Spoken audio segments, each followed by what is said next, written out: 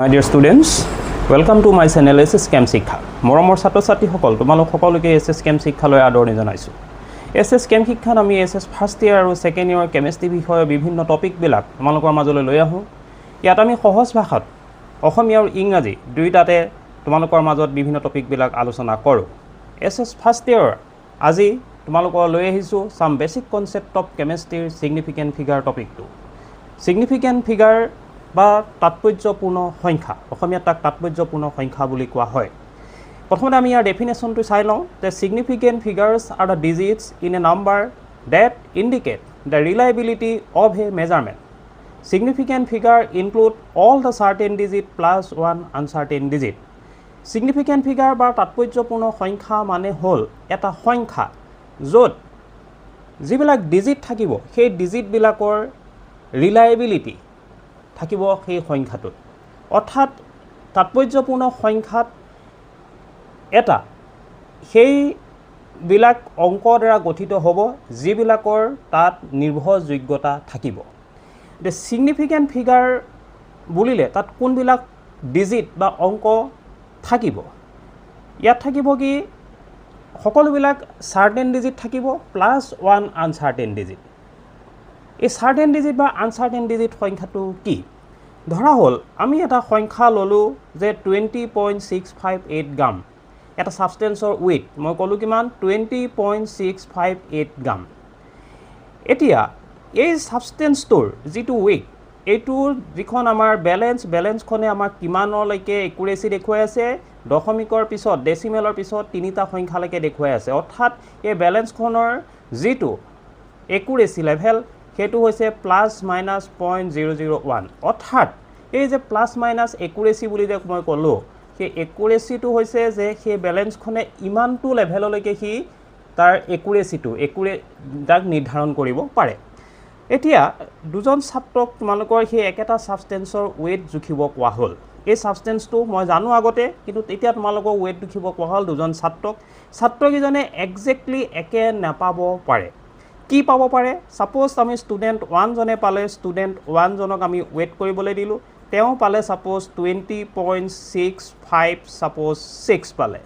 আৰু এজন ষ্টুডেণ্ট 2 জনে পালে ছাপ'জ 20.657 পালে। এতিয়া এই যিটো ডিফাৰেঞ্চ সেই ডিফাৰেঞ্চটো কোনটো সংখ্যাত আছে? আমি যদি চাওঁ যে 20.656 20.657 কোনটো সংখ্যাত আছে? আমাৰ একজেক্ট সংখ্যাটো আছিল 20.658। অৰ্থাৎ লাষ্টৰ যিটো সংখ্যা আছে সেই সংখ্যাটোত আমাৰ কি হৈছে ডিফাৰেঞ্চ আহি আছে। গতিকে তাৰ আগৰটো সংখ্যালৈকে সি নিশ্চিতভাৱে আহিবই, কিন্তু তাৰ পিছৰ সংখ্যাটো কি হৈ আছে তাৰ আনচাৰ্টেন। এনেকুৱা ধৰণৰ মানে তুমি যিটো একজেক্ট ভেলু থাকিব সেই একজেক্ট ভেলুটোৰ ওচৰে পাজৰে লাষ্টৰ সংখ্যাটো থাকে, সেই সংখ্যাটোক কোৱা হয় আনচাৰ্টেন ডিজিট বুলি কোৱা হয়। এতিয়া আমি যদি চাওঁ যে এই যিটো সংখ্যা আছে এই সংখ্যাটো 20.658, ইয়াত তেনেহ'লে চাৰ্টেন কিমান হ'ব 20.65 আৰু আনচাৰ্টেন কিমান 8 সংখ্যাটো। তেনেকৈ তোমালোকে যেতিয়া আমি বজাৰত বস্তু কিনিব যাওঁ তেতিয়া দেখা যায় যে কোনোবা এটা ছাবষ্টেঞ্চৰ যেতিয়া আমি কিনো তেতিয়া লাষ্টৰ সংখ্যাটো অকণমান ফ্লেকচুৱেশ্যন হৈ থাকে, তেতিয়াও আমি বস্তুটো কিনি লৈ আহোঁ। কিন্তু আগৰ যিকেইটা ছাবষ্টেঞ্চ ছাপ'জ তুমি যদি 2 কেজি 500 গ্ৰাম বস্তু কিনিব গৈছা তেনেহ'লে 2 কেজি 500 গ্ৰামলৈকে তুমি বস্তুটো কিনিবাই 500লৈকে, কিন্তু 552 গ্ৰাম যদি হৈ থাকে তেতিয়াও তুমি কিন্তু কিনিবা বস্তুটো। অৰ্থাৎ তুমি অকণমান বেছি থাকিলে তুমি কিনিবা, কিন্তু 2 কেজি 500 হ'বই লাগিব তোমাক। গতিকে এই যিটো মানে লাষ্টৰ যিটো সংখ্যা থাকিব সেইটো আনচাৰ্টেন হৈ থাকে। এতিয়া ইমান চাৰ্টেন সংখ্যা কোনকেইটা? এই কোণৰ পৰা এই কোণলৈকে এইটোক কোৱা হ'ল চাৰ্টেন ডিজিট, আৰু এই যিটো লাষ্টৰ সংখ্যা এইটোক কোৱা হৈ গ'ল কি আনচাৰ্টেন। এই চাৰ্টেন ডিজিট আৰু আনচাৰ্টেন ডিজিট দুইটা ডিজিটৰ যিটো লগ লাগি যিটো সংখ্যা হয় তাকে কি বুলি কোৱা হয় ছিগনিফিকেণ্ট ফিগাৰ বুলি কোৱা হয়। তেনেহ'লে আমি যদি এই যিটো সংখ্যা পালোঁ এই সংখ্যাটোত ছিগনিফিকেণ্ট ফিগাৰ কেইটা আছে? তেনেহ'লে ইয়াত টোটেল কেইটা সংখ্যা আছে? 1 2 3 4 5 1 2 3 4 5। তেনেহ'লে ইয়াত ছিগনিফিকেণ্ট ফিগাৰ কেইটা আছে এই সংখ্যাটোত? এই সংখ্যাটোত ছিগনিফিকেণ্ট ফিগাৰ আছে 5টা। এনেধৰণে আমি এটা সংখ্যাত তাৎপৰ্যপূৰ্ণ সংখ্যা কিমানটা চাৰ্টেন ডিজিট থাকে কিমানটা আনচাৰ্টেন ডিজিট থাকে সেই টোটেল যিটো ডিজিট থাকিব সেই ডিজিটবিলাকক টোটেলটোকে কি বুলি কওঁ? আমি ছিগনিফিকেণ্ট ফিগাৰ বুলি কওঁ। এতিয়া আমি সিগনিফিকেন্ট ফিগাৰবিলাক বা তাৎপৰ্যপূৰ্ণ সংখ্যাবিলাক কেনেকৈ আমি ডিটাৰমিনেশ্যন কৰিম সিগনিফিকেন্ট ফিগাৰ ডিটাৰমিনেশ্যন কৰাৰ কেইটামান ৰুল আছে সেই ৰুলকেইটা তোমালোকে মনত ৰাখিব লাগিব ফাৰ্ষ্ট ৰুলটো আহি গ'ল কি যে all the non zero' digits are significant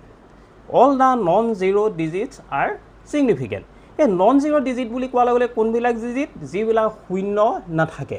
suppose আমি এক্সাম্পল হিচাপে যদি চাওঁ যে 252 এইটো এটা সংখ্যা ইয়াত গোটেইকেইটা সংখ্যাই কি আছে non zero' all non zero' digits are significant ইয়াত কোনোবা জিৰ' নাই গতিকে কেইটা সংখ্যা আছে এটা দুটা তিনিটা তেনেহ'লে ইয়াত ছিগনিফিকেণ্ট ফিগাৰ কেইটা হৈ যাব ইয়াত আমি ছিগনিফিকেণ্ট ফিগাৰ হৈ যাব তিনিটা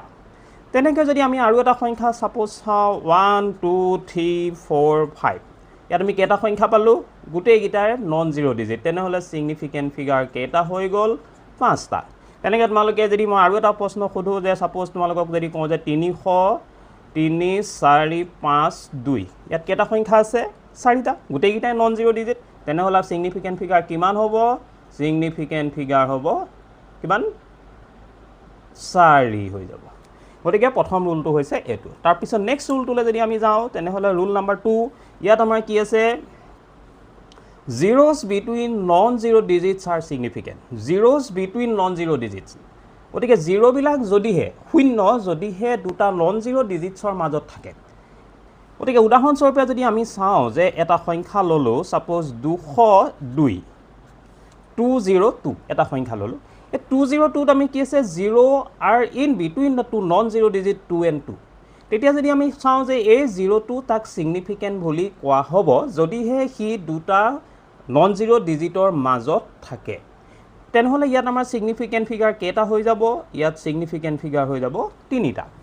তেনেকৈ যদি আমি আৰু এটা যদি সংখ্যা চাওঁ ছাপ'জ 2000005 তেনেহ'লে ইয়াত কেইটা সংখ্যা দেখিছা তোমালোকে লাষ্টতো আছে নন জিৰ' ডিজিট আৰু প্ৰথমটো নন জিৰ' ডিজিট আছে মাজত শূন্যখিনি আছে তেতিয়া তোমালোকে এই শূন্যবিলাকক ছিগনিফিকেণ্ট বুলি ধৰা যাব এতিয়া আমি ইয়াত কিমানটা আছে তেনেহ'লে ফিগাৰ ছিগনিফিকেণ্ট ফিগাৰ কিমান আছে 1 2 3 4 5 6 তেনেহ'লে আমি ছিগনিফিকেণ্ট ফিগাৰ কিমান লিখিব লাগিব 6টা লিখিব লাগিব নেক্সট আমি চাওঁ যে লিডিং জিৰ'ছ ৰুল নাম্বাৰ 3 আমাৰ কৈছে যে leading zeros before first non zero' digits are significant the leading zeros between before first non-zero digits are not significant. This is not significant, no, not significant. Not significant. The leading zeros, the zeros before first non-zero digits are not significant. এতিয়া আমি যদি চাওঁ যে এটা আমি non zero' ডিজিটৰ আগত শূন্য কেতিয়া থাকিব যেতিয়া দশমিক থাকিব এতিয়া দশমিক থাকিলেহে তোমাৰ কি হ'ব সেই নন জিৰ' ডিজিটৰ আগত তোমাৰ কি থাকিব জিৰ' থাকিব ছাপ'জ আমি এটা সংখ্যা ল'লোঁ ছাপ'জ 0.000 আমি একেটাকে লৈ আছোঁ 252 ছাপ'জ এই সংখ্যাটো তোমালোকে যদি চোৱা তেনেহ'লে কি দেখিবা এই সংখ্যাটো চালে ইয়াত দেখিবা যে শূন্য কেইটামান আছে শূন্যকেইটা ক'ত আছে যে শূন্যকেইটা দশমিকৰ আগত আছে যদি দশমিকৰ আগত যদি এনেকৈ শূন্য থাকে তেনেহ'লে সেই শূন্যবিলাকক আমি কি কৰোঁ নট ছিগনিফিকেণ্ট বুলি আমি ধৰোঁ তেনেহ'লে ইয়াত শূন্য আগত কেইটা আছে তিনিটা আছে তেনেহ'লে সংখ্যা কেইটা আছে এটা দুটা তিনিটা তেতিয়া আমাৰ ইয়াতে ছিগনিফিকেণ্ট ফিগাৰ হৈ যাব কিমান এছ এফ কিমান হ'বগৈ 3 এছ এফ ইয়াত কিমান হ'বগৈ 3 হ'ব তেনেকৈ যদি আমি আৰু এটা সংখ্যা ছাপ'জ চাওঁ যে 0.00123 ইয়াত আমাৰ ছিগনিফিকেণ্ট ফিগাৰ কেইটা হৈ যাব এছ এফ ইয়াত তুমি চোৱা কিমান আছে দুটাৰ আগত 0 আগত আছে সংখ্যা নন জিৰ' ডিজিটৰ আগত নন জিৰ' ডিজিট আছে কেইটা 1 2 3টা তেনেহ'লে ছিগনিফিকেণ্ট ফিগাৰ ইয়াত কেইটা থাকিব 3টা যদি আমি এটা ইয়াত বহাই দিওঁ যদি ছাপ'জ আমি এইটো 4 এটা ইয়াত কৰি লগাই দিলোঁ তেনেহ'লে ছিগনিফিকেণ্ট ফিগাৰ কেইটা হৈ যাব 4টা হৈ যাব গতিকে আমি 3টা ৰুল পালোঁ এতিয়া আমি নেক্সট আমি চাওঁ যে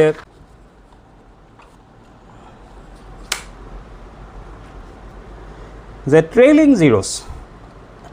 zeros are significant if zeros are right side of decimal the trailing zeros মানে কোনবিলাক যে যিবিলাক জিৰ' সংখ্যাটাৰ পিছফালে থাকিব গতিকে trailing zeros are significant if zeros are right side of decimal মানে দশমিক থাকিব লাগিব ডেচিমেল থাকিব লাগিব তেতিয়াহে পিছফালৰ শূন্যবিলাক significant হ'ব এটা এক্সাম্পল ছাপ'জ লওঁ আমি 202.0 0 সাপোজ আমি ইয়াত এনেকৈ ল'লোঁ এতিয়া আমি যদি সংখ্যাটো চাওঁ যে 202.00 দুটা শূন্য আমি পিছফালেদি লগাই দিলোঁ তেতিয়াহ'লে তোমাৰ এই যিটো দশমিকৰ পিছফালে যিটো শূন্য থাকিব সেই শূন্যবিলাকক আমি সিগনিফিকেন্ট বুলি আমি ধৰিম তেনেহ'লে ইয়াত সিগনিফিকেন্ট ফিগাৰ কেইটা আছে ইয়াত সিগনিফিকেন্ট ফিগাৰ আছে 5টা তেনেকৈ যদি আমি চাওঁ আৰু এটা যদি আমি সংখ্যা চাওঁ সাপোজ তোমাক যদি আমি লওঁ যে এটা সাপোজ সংখ্যা ললোঁ দশমিকৰ আগত এনেকৈ শূন্য লগাই দিলোঁ একেটা সংখ্যাই আমি লৈ আছোঁ কোনো বেলেগ লোৱা নাই তেতিয়া আমি বুজিবলৈ অলপ বেছি সহজ হয় সংখ্যাবোৰ দেখিবলৈ একে হৈ থাকে গতিকে আমি চালোঁ যে ইয়াত এটা সংখ্যা চালোঁ 0.02020 এতিয়া তোমালোকে চোৱা আগফালেও শূন্য এটা আছে পিছফালেও এটা শূন্য আছে এই যিটো শূন্য আছে এই শূন্যটো দশমিকৰ পিছফালে আছে কিন্তু ই নন জিৰ' ডিজিটৰ আগফালে আছে এই যিটো শূন্য আছে এই শূন্যটো দশমিকৰ পিছফালে আছে কিন্তু নন জিৰ' ডিজিটৰ পিছফালে আছে এতিয়া হি ট্ৰেইলিং জিৰ'ছ এটো হৈছে ট্ৰেইলিং জিৰ'ছ এটো হৈছে leading zeros leading zeros are not significant and trailing zeros are significant তেনেহ'লে আমি যদি চাওঁ যে ইয়াত সিগনিফিকেন্ট ফিগাৰ কেইটা হৈ যাব এটো ধৰিম না নধৰিম এটো ধৰিব নালাগে তেনেহ'লে আমি কি ধৰিম 1 2 3 4 1 2 3 4 তেনেহ'লে আমি ইয়াত সিগনিফিকেন্ট ফিগাৰ কেইটা পালোঁ 4টা পালোঁ গতিকে তোমালোকে ধৰিব পাৰিছা চাগে কেনেকৈ আমি লিডিং জিৰ'ছ আমি ট্ৰেইলিং জিৰ'ছৰ চিন্তাধাৰাটো আমি আনিছোঁ যে মানে ট্ৰেইলিং জিৰ'ছবিলাক সিগনিফিকেন্ট নহ'ব আৰু লিডিং জিৰ'ছবিলাক হ'ব নেকি যে লিডিং জিৰ'ছবিলাক নহ'ব ট্ৰেইলিং জিৰ'ছবিলাক সিগনিফিকেন্ট হ'ব if and only decimal are present decimal যদি থাকে তেতিয়াহে হ'ব the decimal বিলাক থাকিলে leading zeros not significant trailing zeros are significant এটা ভুল নকৰিবা খালি হা নেক্সট আমি চাওঁ তাৰ rule number 5 ত কৈছে trailing zeros in a whole number without decimal point are not significant এতিয়া অকমান আগত আমি পালো যে ডেসিমেল থকাকে পালো এতিয়া আমি ডেসিমেল নথকাকে আমি চাই আছো যে এটা সংখ্যা সাপোজ ললো 2520 this is a whole number 2500 here yet কি হৈছে যে zeros two zeros are present here দুটা শূন্য আছে but two zeros are present here but no decimal here কোনো ইয়াত ডেসিমেল নাই যদি ডেসিমেল নাথাকে তেনেহ'লে এই জিৰ' গিটাক আমি সিগনিফিকেন্ট বুলি ধৰিব নালাগে এটো আৰু এটোক ধৰিব নালাগে তেনেহ'লে আমাৰ সিগনিফিকেন্ট ফিগাৰ কেইটা হৈ গ'ল দুটা কেইটা সিগনিফিকেন্ট ফিগাৰ আছে দুটা তেনেকৈ যদি আমি আৰু এটা সংখ্যা সাপোজ চাওঁ 25670 ইয়াত আমি কেইটা সংখ্যা আছে 1 2 3 4 5 6 6টা সংখ্যা আছে 6টা সংখ্যা আছে বাট সিগনিফিকেন্ট ফিগাৰ বুলি কোৱাৰ লগে লগে পিছফালৰ যিকিটা শূন্য আছে সেইকিটা আমি ধৰিব নালাগে সেইকিটা আমি বাদ দি দিব লাগিব তেনেহ'লে ইয়াত সিগনিফিকেন্ট ফিগাৰ কেইটা আছে এটা দুটা তিনটা চাৰিটা ইয়াত সিগনিফিকেন্ট ফিগাৰ কেইটা আছে চাৰিটা আছে নিশ্চয় ধৰিব পাৰিছা তোমালোকে গতিকে জিৰ'ছ থাকিলেই নহ'ব জিৰ'ছ থাকিব সিগনিফিকেন্ট হ'ব কেতিয়া যেতিয়া ডেচিমেল থাকে পিছফালে থাকিবলৈ হ'লে যদি ডেচিমেল নাই তেনেহ'লে সিগনিফিকেন্ট নহয় নেক্সট আমি চালো যে rule number 6 এটা rule number 6 ত কি কৈছে if number writing in scientific notation only the digits in the coefficient are significant এটা scientific notation কি scientific notation মানে কি যে এটা ডাঙৰ সংখ্যাক আমি সৰু সংখ্যা হিচাপে আমি প্ৰকাশ কৰিব পাৰো গতিকে scientific notation আমি কেনেকৈ এটা সংখ্যা লিখিও সাপোজ আমি এটা সংখ্যা লিখিলো 2.67 into 10 to the power 3 suppose লিখিলো এটা তোমালোকে চোৱা যে এই সংখ্যাটোত আমি কি লিখিলো যে 2.67 into 10 to the power 3 বা 10 to the power আমি 5 লিখিব পাৰো 7 লিখিব পাৰো যি লিখো এটা 5 লিখিলো suppose 6 লিখিলো 7 লিখিলো 8 লিখিলো যি লিখো আৰু সেইটো কোনো কথা নাই এতিয়া ইয়াতে তোমালোকে এই যেটো 10 to the power 3 যেটো পাৱাৰ থাকিব 10 ৰ ওপৰত যেটো পাৱাৰ থাকিব তেনেকুৱা যিবিলাক সংখ্যা থাকিব তাৰ আগফালৰ পাৰ্টটো সিগনিফিকেন্ট হ'ব এটো সিগনিফিকেন্ট হ'ব আৰু এটো নট সিগনিফিকেন্ট এটো সিগনিফিকেন্ট নহয় নট সিগনিফিকেন্ট তেনেহ'লে আমাৰ ইয়াত কি হৈ গ'ল সিগনিফিকেন্ট যেটো আগফালে যেটো কি আছে 2.67 কেটা সংখ্যা আছে দুটা নে তিনটা আছে 2.67 1 2 3 গতিকে তিনিটা সংখ্যাই কি হ'ব সিগনিফিকেন্ট ফিগাৰ হ'ব ইয়াত তেনেহ'লে আমাৰ SF কিমান হ'বগে সংখ্যাটোৰ SF হ'ব কিমান 3 তেনেকৈ যদি আমি আৰু এটা সংখ্যা সাপোজ চাওঁ 6.839 into 10 to the power minus 7 suppose এনেকুৱা এটা সংখ্যা আমি ললো এতিয়া এই যেটো সংখ্যা ললো ইয়াত তেনেহলে সিগনিফিকেন্ট ফিগার কেটা আছে 1 2 3 4 1 2 3 4 এটো ধৰিম নে এটো ধৰিব না লাগে তেনেহলে ইয়াত আমাৰ SF কিমান হৈ যাব ইয়াত আমাৰ SF হৈ যাব কিমান 4 এতিয়া আমি চাও যে এইটা আমাৰ ৰুল কিটা গুটে কিটা গম পালো নেক্সট আমাৰ আহিলে যে কিছুমান আমি যোগ কৰো বিয়োগ কৰো সাবট্ৰেকশন কৰো এডিশন কৰো মাল্টিপ্লিকেশন কৰো ডিভিজন কৰো এইবিলাক কৰাৰ পিছত কেনেকৈ আমি সিগনিফিকেন্ট ফিগাৰ আইডেন্টিফিকেশন কৰিম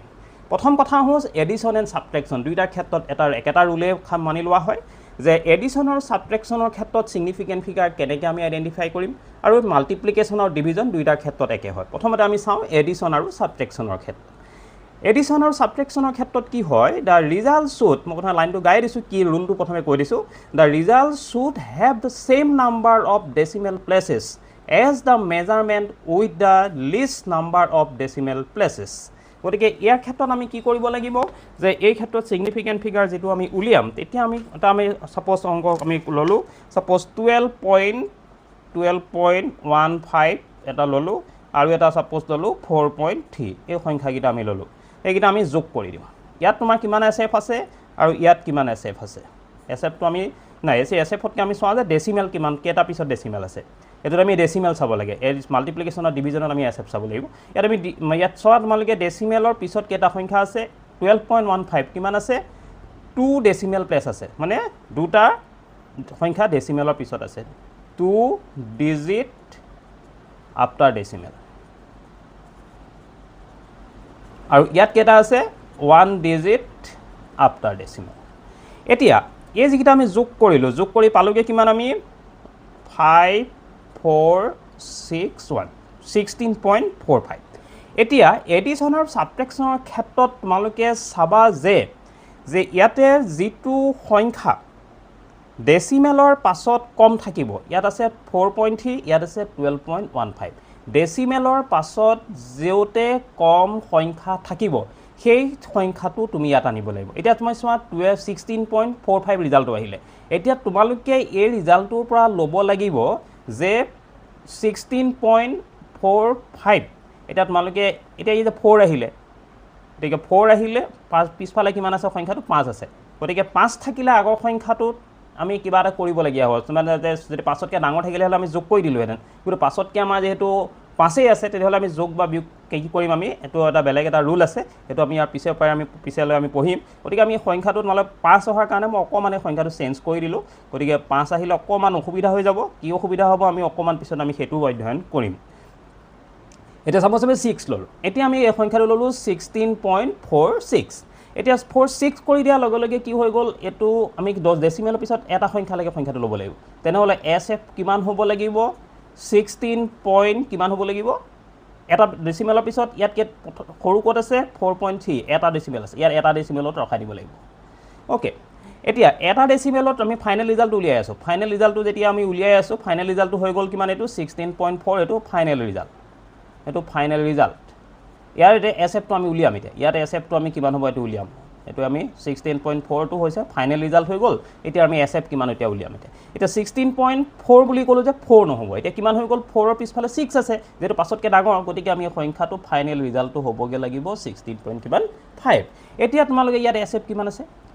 1 2 3 তেনেহলে ইয়াত SF কিমান হৈ যাবগে 3 এতিয়া তোমালোকে এই এডিশন সাবট্ৰেকশনৰ ক্ষেত্ৰত ডেসিমেলৰ পিছত যতে কম সংখ্যা থাকে হিমানলৈকে ডেসিমেল বহুৱাবা আগফালৰ সংখ্যাটো তোমালোকে যিমান আছে হিমান লিখিব পাৰিবা কোনো কথা নাই তাৰ পিছত ফাইনাল ৰিজাল্টৰ SF তোমালোকক উলিয়াবলৈ দিব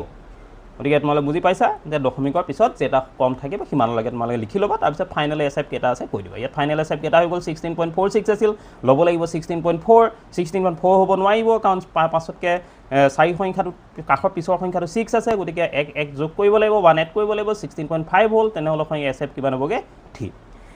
দেখো নেক্সট আহিলে মাল্টিপ্লিকেশন এণ্ড ডিভিজন মাল্টিপ্লিকেশন আৰু ডিভিজনৰ ক্ষেত্ৰত আমি কি কৰিব লগিয়া হয় মাল্টিপ্লিকেশন আৰু ডিভিজনত সাপোজ আমি এটা সংখ্যা মাল্টিপ্লিকেশন কৰি ললো ইয়াতে ৰুলটো কি কৈছে the result should have the same number of significant figure as the measurement with the least number of significant figure এতিয়া তোমালোকে ইয়াতে কি কৰিব লাগিব যে ইয়াত যেটো মাল্টিপ্লিকেশ্যন আৰু ডিভিজন কৰিম ডিভিজন আৰু মাল্টিপ্লিকেশ্যন কৰোতে যেটো সংখ্যাত কম সিগনিফিকেন্ট ফিগাৰ থাকিব হেতু সংখ্যাৰ সমান তোমালোকে ফাইনেল ৰিজাল্টটো ল'ব লাগিব এটা আমি উদাহৰণৰ সহায়ত আমি কৰি চাও সাপোজ এটা আমি সংখ্যা ললো 2.35 ইয়াত কেটা এসএফ আছে তিনটা আৰু এটা সংখ্যা সাপোজ লব আমি ললো 3.2 ইয়াত আমাৰ এসএফ কিমান আছে 3sf আছে ইয়াত কিমান আছে 2sf আছে এতিয়া যেটো মাল্টিপ্লিকেশ্যন আমি কৰিলো মাল্টিপ্লিকেশ্যন কৰাৰ পিছত এটো আমি সাম কৰিছো আৰু এটো মাল্টিপ্লিকেশ্যন কৰিছো মাল্টিপ্লিকেশ্যন কৰাৰ পিছত ইয়াৰ ৰিজাল্টটো আহি গলগে 7.52 এটা তোমালোকে কোনটো ৰিজাল্ট ল'ব লাগিব হেতু ৰিজাল্ট ল'ব লাগিব যেটোত কম এসএফ আছে এটা আমি ৰিজাল্টটো কিমান হলে 7.52 ফাইনেল ৰিজাল্টটো এটা ফাইনেল ৰিজাল্টটো পাত মালক ইয়াত এনেকা যোগ বা বিয়োগ বা পূৰণ হৰণ কৰাৰ পিছত মালক সুধিব যে তলতিয়া সংখ্যাটোৰ এসএফ কিমান আছে এটা তোমালোকে চাব লাগিব যে মাল্টিপ্লিকেশ্যন কৰিছা মাল্টিপ্লিকেশ্যন কৰোতে যেটো কম এসএফ থাকে 2sf আছে তেনে হলে তুমি ইয়াতে সেই সংখ্যাটোৰ পাত মালকে লৈ আহে ফাইনেল ৰিজাল্টটো তোমালকে ললা লোৱাৰ পিছত কয়লা কি 7.5 কিমানত কি কৈ দিব লাগিব 7.5 কাৰণ ইয়াত তোমালকে দশমিকৰ পিছত কেটা আছে কি আছে এইবোৰ চাব দৰকাৰ নাই মাত্ৰ চাব লাগে যে এসএফ কিমান থাকিব লাগিব সংখ্যাটোৰ এসএফ কিমান থাকিব লাগিব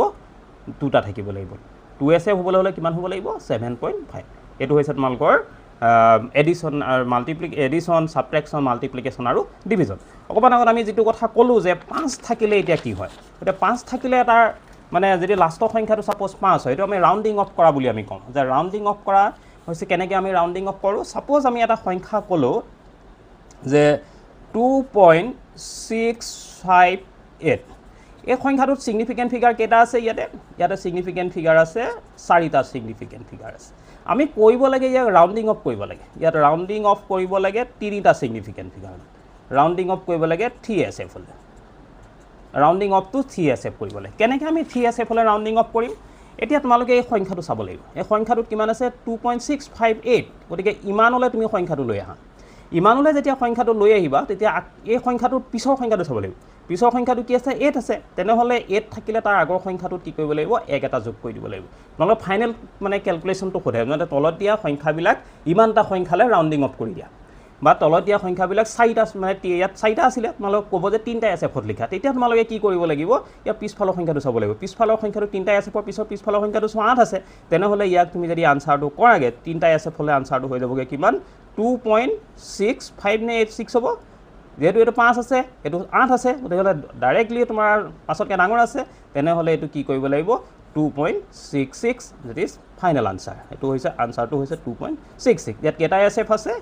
3sf এনেকৈ তোমালোকক পৰীক্ষাত প্ৰশ্ন সুধিব নেক্সট আমি একেটা সংখ্যাকে আমি যদি চাওঁ যে এই সংখ্যাটো ললো 2.6564 ললো 64 সাপোজ ললো এটা আমি ললো 5 আৰু এটা সংখ্যা সাপোজ আমি লৈ ললো